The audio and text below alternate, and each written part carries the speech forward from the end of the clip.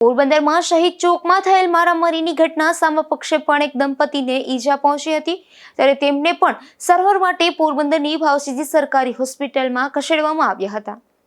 પોરબંદરના વાઘેશ્વરી પ્લોટમાં રહેતા દયાબેન નિલેશભાઈ જગતિયા અને નિલેશભાઈ હિરશીભાઈ ઝઘડિયા ઉપર લાલો, કમલેશ, કેતન, ભરત, મનીષ અને હીરાલાલ સહિત શખ્સો દ્વારા ધોકા વડે હુમલો કરાયો હતો। આ હુમલામાં ઈજાગ્રસ્ત બનેલ બંને પતિ પત્નીને સારવાર માટે પોરબંદરની ભાવસીજી સરકારી હોસ્પિટલમાં ખસેડવામાં આવ્યા હતા। અમે લગ્નમાંથી આવ્યા ને મમ્મીના ઘરે ગયા હતા।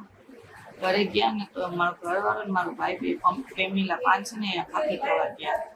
તો એ છોકરો આવીને ઓચિતાનો ગારું બોલવા મને ગારું બોલીને ઘરે વયો ગયો। અમે પૂછવા ગયા કે ગારું શા માટે દીધી?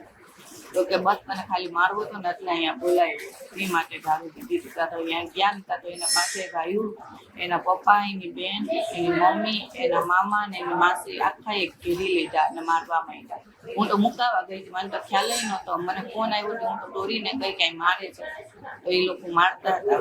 મારા ઘરવાળાને પાટું ટીકેટ માર્યો, નીચે લાખી દીધો। એ તો કહેવાયમાં હોય એ નહીં, એ તો હાવ સીધા ને સાદા છે, એને માર્યો। કોણ કોણ નામ આવડે?